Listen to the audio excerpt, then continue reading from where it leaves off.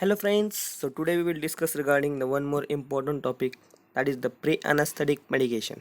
So in this video we will discuss regarding what is pre-anesthetic medication as well as the objectives of this pre-anesthetic medication, and at the last we will see the pre-anesthetic medication.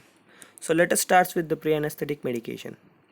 As the name self indicate that pre-anesthetic, it means that prior to the general anesthesia. The pre-anesthetic medication is the term which is applied to the administration of drug prior to the general anesthesia, so as to make the anesthesia safer for the patients, as well as to ensure the comfort to the patient and also to minimize the adverse effect of anesthesia. What are the objectives, or we can say that aims of the pre-anesthetic medications?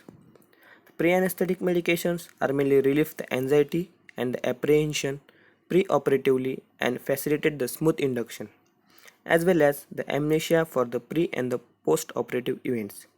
The amnesia is nothing but the memory loss, that is the inability to remember the events for a particular period of time, often due to the brain injury or some effects of the drugs. As well as the pre-anesthetic medications are also potentiate the action of anesthetics, so as the less dose of anesthetics are needed. The antiemetic effect extending to the post-operative period, as well as the acidity and the volume of gastric juice to prevent the reflux and aspiration pneumonia is also get decreases. The secretion as well as the vagal stimulation which is caused by the anesthetics is also decreases by using the pre-anesthetic medications. So let us start with the drugs which are used for the pre-anesthetic medications. The first class is the anti-anxiety drugs. The anti-anxiety drugs are provides the relief from apprehension and the anxiety, as well as it is used for the post-operative amnesia. The examples of these anti-anxiety agents are diazepam and the lorazepam. The diazepam is widely used drug which is mainly preferred orally, and the dose is about 5 to 10 mg, whereas the dose of lorazepam is 2 mg and it is administered intramuscularly. The next is the sedative and the hypnotics. The sedative and the hypnotics are the class of drugs that cause a dose-dependent depression of CNS function, and therefore they induces the sleep and unconsciousness with the increasing dose. The example is promethazine, which is used in the dose of about 25 mg intramuscularly. The promethazine also has the antiemetic and the anticholinergic action, and this causes the negligible respiratory depression and hence suitable for the children. Next is opioid analgesics. The opioid analgesics are mainly used to relieve the pain.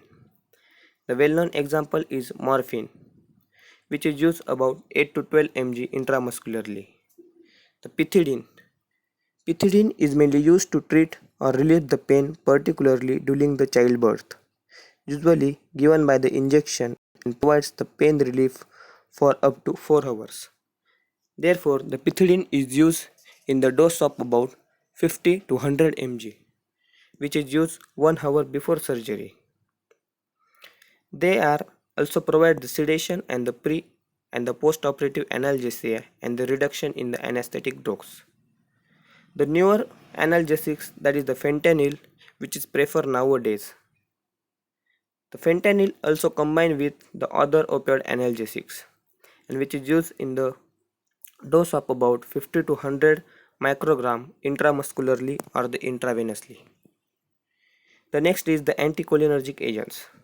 The anticholinergic agents are mainly used to reduce the salivary as well as the bronchial secretions, and the vagal bradycardia and the hypotension is also treated by using the anticholinergics.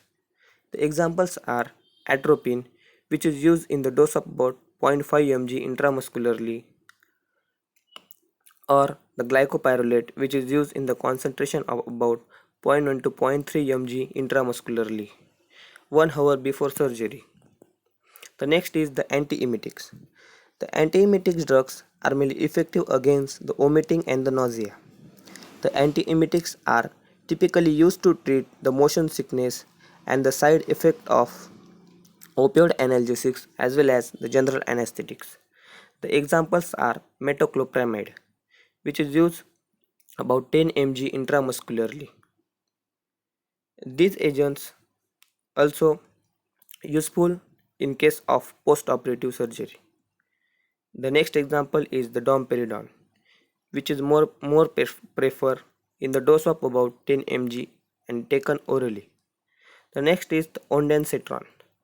Ondansetron, it is an 5-HT receptor antagonist found effective in preventing the post-anesthetic nausea and the vomiting, and it is used in the dose of about 4 to 8 mg intravenously.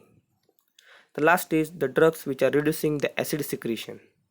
The examples are ranitidine, famotidine, which are given before and in the morning along with the metoclopramide, and these are reduces the risk of aspiration pneumonia. The proton pump inhibitors like the omeprazole is also preferred with domperidone. Thanks for watching this video.